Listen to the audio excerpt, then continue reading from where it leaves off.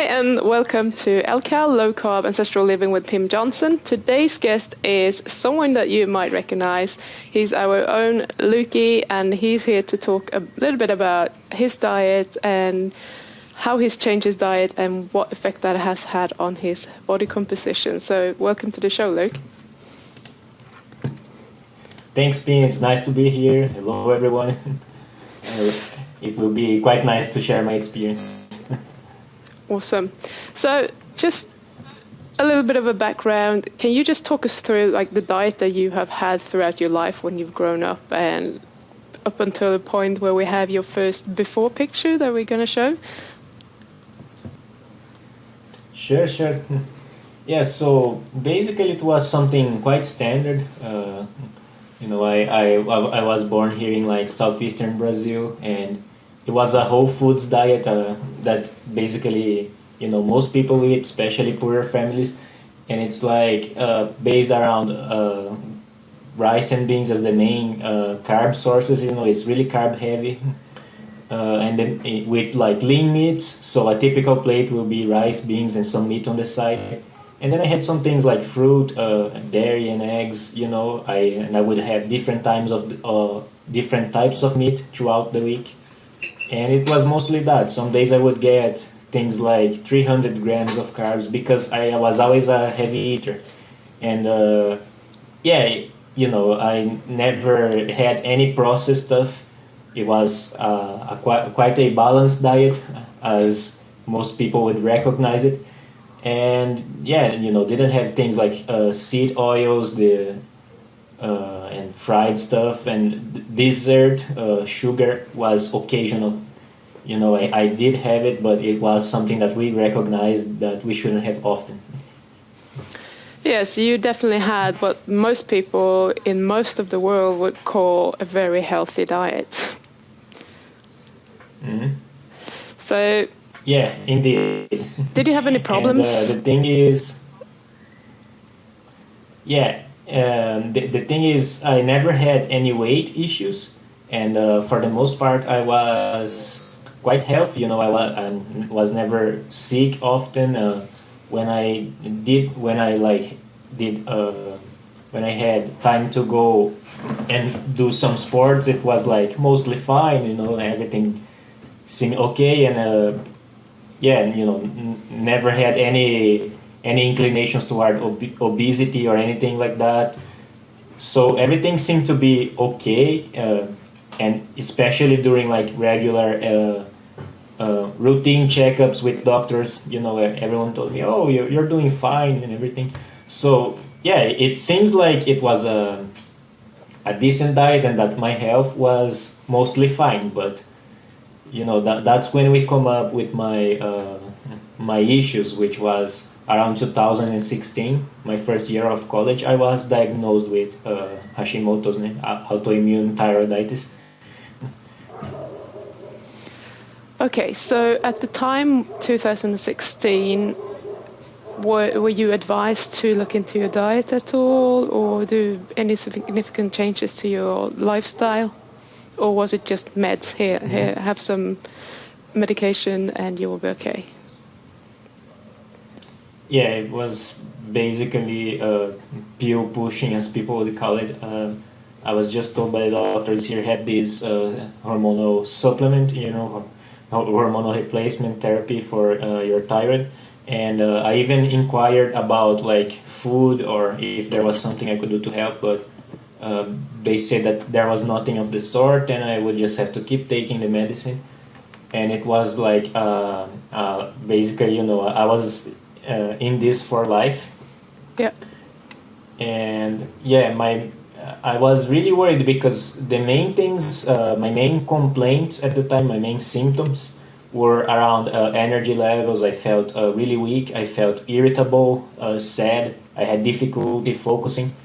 And that's sort of adjusted itself once I started replacing some of the hormones, but never did feel quite as okay as I felt like I should be for most of that time anyways. Yeah. So, what made you start looking into diet as a solution to what? Was it a solution to the Hashimoto's? Was it a solution to anything else, or how come? Well, this is kind of a long story, but I always had this idea inside myself that it isn't normal for what whatever animal, young animal, to start developing a chronic health issue out of the blue like this, especially coming from a background where I thought that I was doing everything quite decently, Yeah. and I always had been, for the most part, healthy. And yeah, that's when I started researching of my own, and slowly ended up in the hearing about animal-based diets and everything, and joining this community over here as well. Okay.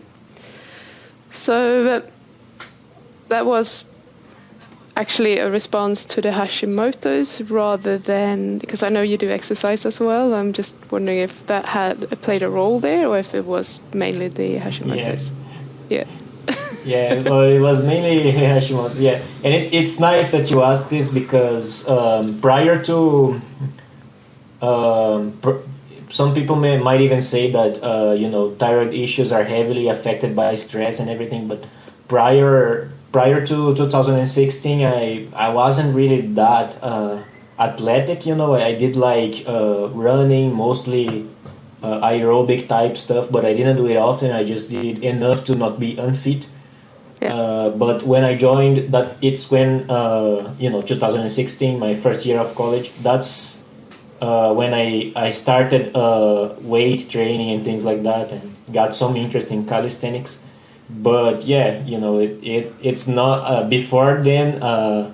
It wasn't like I was lifting all the time. Yeah, so let's share this picture that you sent me of you in 2019. So in 2019, you had been doing some exercise for a few years, but not. Has that changed a lot between this picture and what you're doing today? Yeah, so I think one of the main things to keep in mind is that during college, I had very little time to do anything else besides things related to college. But I did work out with resistance training since 2000, since the around the mid of 2016. I did work out like calisthenics or weight training in some capacity around 3 times a week, and Okay. I had been doing so. So this is the result of that sort of training for roughly 2.5 years, something like that, because this is from Yes. 2019. Okay. So most people Yep. will look at this picture, they will be like, you're quite fit. What's the problem? Yeah, and putting you on the spot that's here. the funny bit. So at this particular point, that is illustrated by this picture, what had happened is, due to personal issues at that time, I had lost a lot of weight, and it can look that oh, you're quite lean in this picture, but I didn't really build a lot of muscle, despite 2.5 years of working out. Yeah. Anyone that would look to me would say, "Oh, your physique has improved," but I still felt like I wasn't quite optimal, and even though I had been undergoing treatment for quite a while, taking synthetic T4 and stuff, the hormonal replacements, I just didn't feel quite right. It was always like anything I had to do that required focusing, it would feel really difficult. I had to really force myself to do things, to get things done. And my recovery from exercise was mediocre, I would say, because even though I was only training 3 times a week, it took a big toll on my performance. I could tell, because every day I would wake up and I would feel a lot of muscle soreness, and I really couldn't train more than 3 times a week, because that's how much recovery I needed at the time. Yeah. And yeah, even though I was having some good progress and I did unlock a lot of like skills and raised my weights in a lot of exercises, it was like becoming it was like quite stagnant, and it really shouldn't be that hard for someone my age, and among other things. At least that's how I felt back then, and comparing to what I feel now. Yeah. So if we look at this picture again, so you said that you'd lost a lot of weight. Would you say that that was muscle weight, or was it fat weight, or a little bit of both? Yeah, I would say it was a little bit of both. Okay. And at that time, I did lose some loss of performance, so that's why I believe I lost some muscle as well. Yeah. But Okay. it wasn't that bad, because it wasn't a prolonged period of weight loss. It was like for a couple months or something. I was in a really tough spot, and I started under eating because of stress. Yeah. Okay. So Yeah, and that goes, just adding something, that goes to show that even when being lean, that's how I would look at being when I was leaner at that time. yeah. So if we jump forward 1 year, we have a picture from 2020 that we're going to share. If I can find it again. Okay. In a second, for some reason 2019 comes up 2 times, so let me have a look at that. So if you just want to talk us through what happened after that period between 2019 when this picture was taken and 2020 when the picture that I'm going to get up on the screen was taken. What did you change in terms of exercise and your nutrition at the time? So basically, exercise-wise, this was the period when I really started focusing solely on the gymnastics rings and stuff, mostly calisthenics. I abandoned the gym for quite a while, and what happened is by the end of 2019, I was feeling a little better. I did gain some weight back, and then beginning of 2020, we had the pandemic starting, and I had to move back home with my parents. And then I spent several months with an increased intake of meat and eggs, because I was trying to slowly change my diet, anticipating a future transition to carnivore. But I was also stuck at home and being sort of force-fed a lot of the stuff I grew up eating.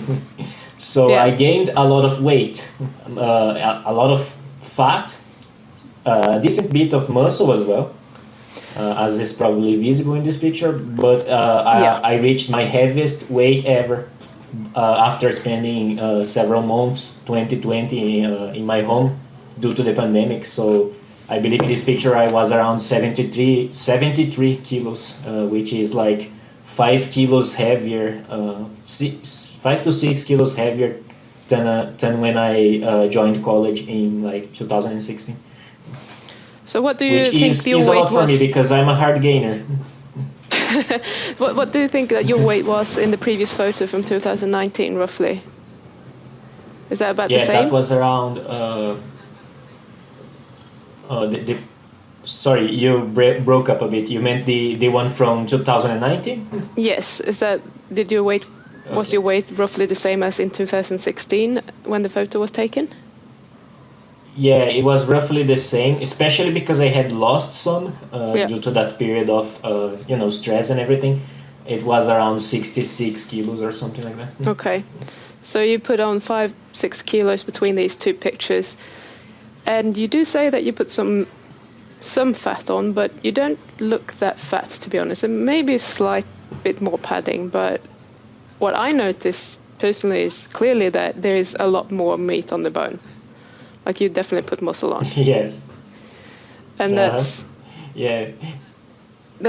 probably attributed to both a little bit of the change in the training that you were doing, but maybe a higher protein intake played a role. It's quite possible, and by this time I did notice that I was progressing a little bit quicker, and people may say something about noob gains, but bear in mind that the first picture in like 2019, when I ended up becoming really lean and stuff, I was already training for 2.5 years at that point, regularly Yeah. training. So it's not like it was a shift in my exercise regimen or something like that would start, There you go. you know, that would suddenly trigger a massive change in progress. So I did start feeling a little bit better by then. Felt like I could progress a bit better, and especially because the exercises on the rings were really demanding on my. I feel like they were really demanding on my nervous system because there's a lot of balancing under load, and you're like raising yourself and things like that. I still had a lot of issues with the recovery times, but at least I felt like I could exert myself more, Yeah. which is something that I didn't feel like I could do before. That's very important. So, okay, 2020 we have roughly the same diet but more protein, slightly different change in exercise, and then we are going to do another jump forward, another year. What changed? Again, what changed in terms of the exercise that you were doing and in terms of the diet that you had? Sure. So by the end of 2020, by beginning of 2021, that when I was able to go back to living by my own, and found a job and everything, and I got a lot of independence and a little bit more free time. So that's when I started implementing major changes to my diet. And I started a slow transition to carnivore around, I believe, around like late February of this year. And it was like mostly completed by around the end of May. And yeah, it was quite a dramatic period, because even though I was slowly changing things, that's when I changed the most of my diet. And Yeah. then underwent a lot of like those adaptations that people talk about, but I didn't really have most of those weird symptoms like keto flu or anything like that. But I did have a lot of cravings and everything. I started slowly adding each week, another carnivore day. And what surprised me the most is that in the course of like my first month of slow transition, I had no delayed onset muscle soreness anymore. None And at all? it was fantastic. Not at all. And I even started on purpose doing like isolation training for certain muscle groups, because I thought it was some kind of placebo. I thought, okay, this is in my head, it's not possible. And then I just started purposely overtraining certain muscle groups because I wanted to see what would happen. And I would just feel absolutely tired. But the next day, nothing would happen, and I actually would feel the muscle recovering a lot quicker. And the thing I said about training on the rings, which requires a lot of dynamic movements and balance under load, the nervous system fatigue I felt was going away much quicker. So I felt Yeah. like I could train more often. Then I started, adding another day of training, and I still felt fine. And then when I was done with all my university stuff, I decided to enroll in a nearby gym, and that's when I started training 5 days a week, which is something that I wouldn't remotely have been capable of before.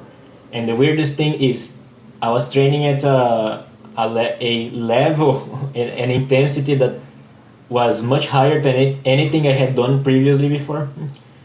And I was doing like several isolation exercises, increasing loads and everything. And that should really hurt. That should Yeah. make me feel like I was absolutely battered. But I was doing just fine So when every did day. you? So and it How became a long ago? sustainable routine. Sorry.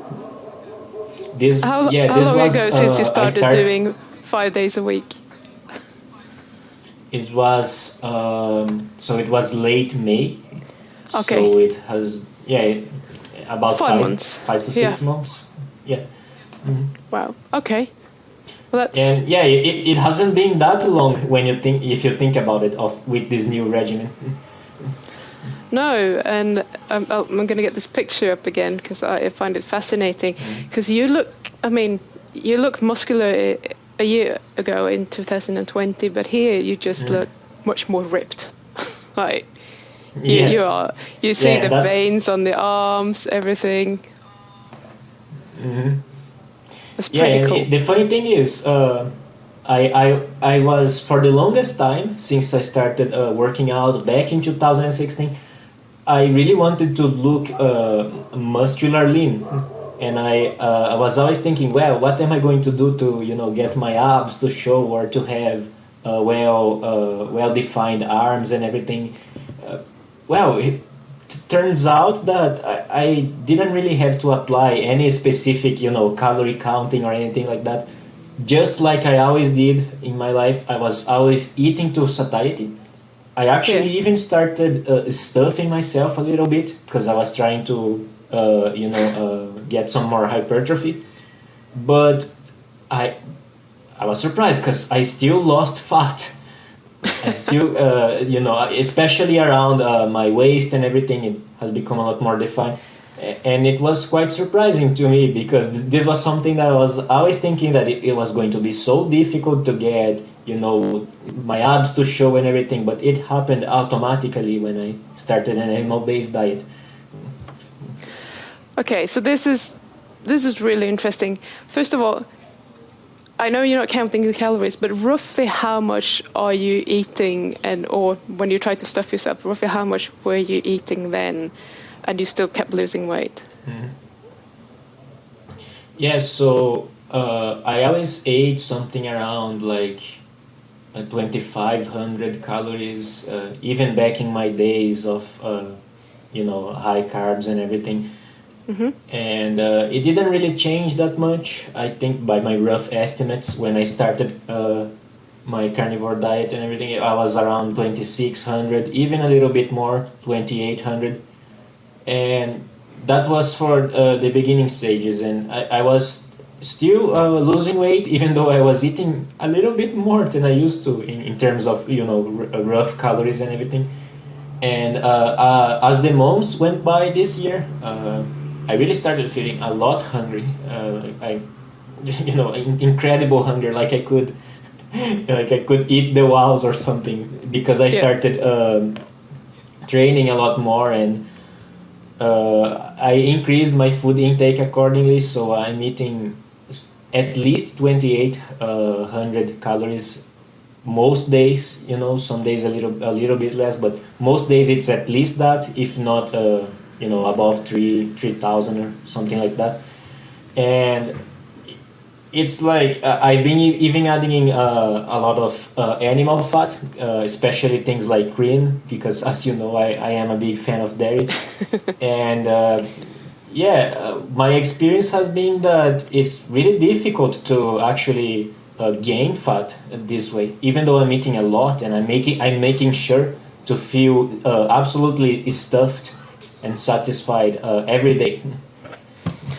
Okay, so that's something that I want to address as well. So you said it's really difficult to gain weight, but there are people that gain weight or can't lose weight on a carnivore diet, and most often they include some sort of processed food like salami or cheese and other things that can, first of all, increase your appetite, but they're also very addictive on its own and it's easy to Yes. overeat. So, do you just want to talk us through what sort of animal-based products that you're actually eating, so that we know what it is that you're talking about? Sure, sure.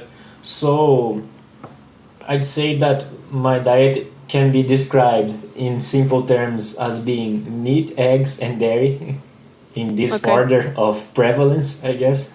But yeah, most of my meats are basically uh, red meat, beef, and pork. Conventional Brazilian pork, which is decent quality, even if not the best. This has been the major meat portion of my diet. I get some organ meats as well, some little bits of liver, like an ounce every other day or something like that.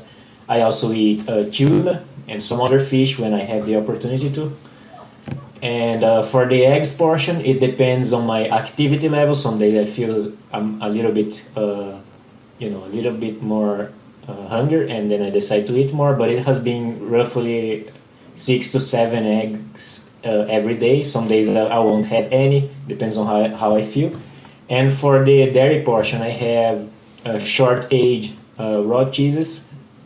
Something like 50 grams a day. It's not really a major component. I don't have it every day as well. It's something that I eat on the side. I like it. So 50 to 60 grams a day, something like that. And I also have milk, pasteurized milk, because gladly I can tolerate it and it is enjoyable, as well as heavy cream. So for the milk, I have about a glass a day, and heavy cream, something like 100 mils or something. Yeah, awesome. Okay, so do you add any?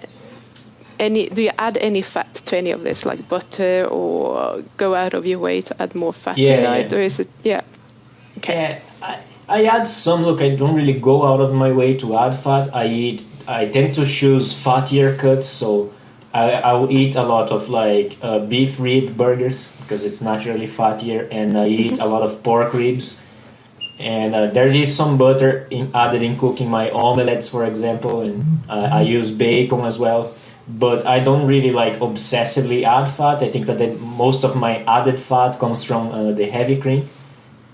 And I do tend to focus on the fattier meats and things like that.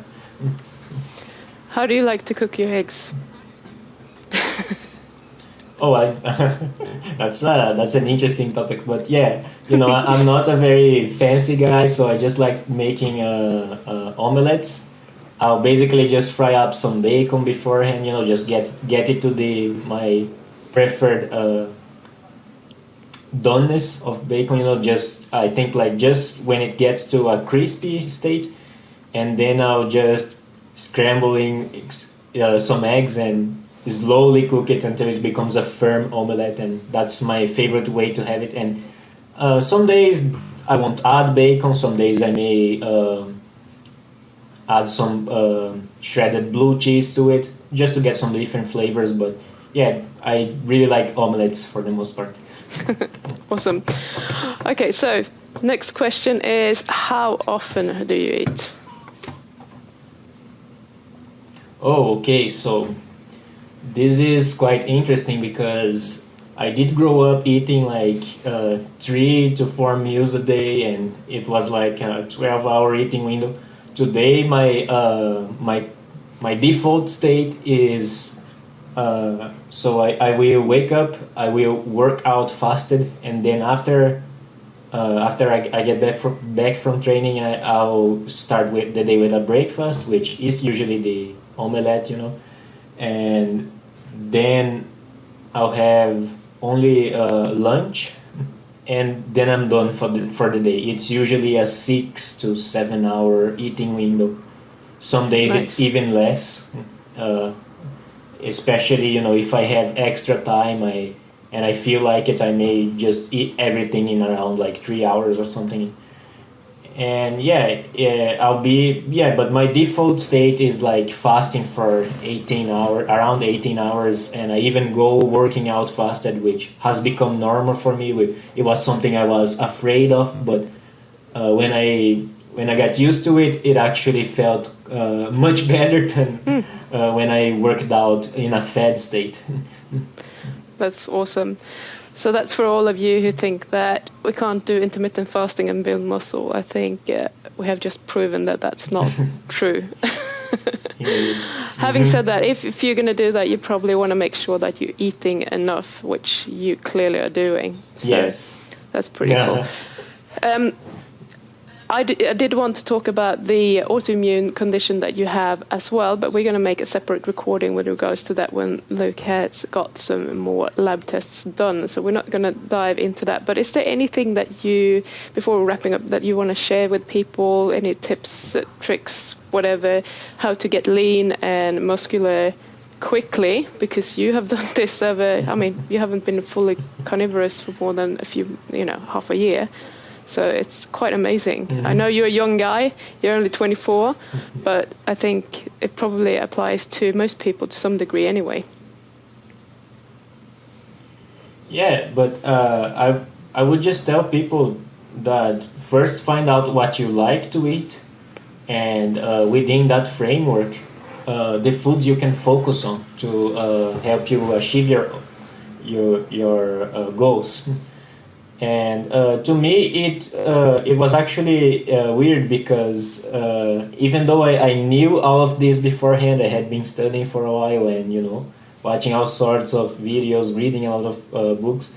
It's almost like I had a mental block of sorts with like, should I really eat this much eggs or this much fat or things like that. But in principle, like once I got used to the idea of eating all those things, it became really natural to me, and I would really advise people, so choose foods that you really enjoy eating, that you don't feel like, oh, I that make you feel like deprived or everything, because I am in love with the things I eat every day. They bring me satisfaction, they make me feel happy, and that's why I feel like if I need to eat a lot, I can do it. I'll feel well doing that. I'll never feel like I am, oh God, this is terrible, I'm eating for eating's sake. And at the same time, if I have to eat a little bit of a leaner diet, restrict a little bit so I can lean out a little bit, lose some fat, it won't feel bad as well, because, well, it's extra satiating and everything tastes nice. So yeah, really, take some time to know yourself, become aware of your body signals and what you really need. And I also would say that, for example, the thing with me and dairy is quite useful when building muscle, but surprisingly, it is a decent source of iodine along with eggs, which is quite fundamental for someone like me that has, some thyroid issues. Yeah, awesome. Thank you so much. It has been awesome to have you on the show again, and thank you so much for sharing your photos. I think the ladies are going to like them. We put them on the thumbnail, we get many clicks. So thank you so much, me too Luke. much, Pine. Not at all. It's an honor to be here. Yeah, we want to have Luke back once he has done his lab tests, but meanwhile just, subscribe to the channel, hit the like button and do all of those things. And yeah,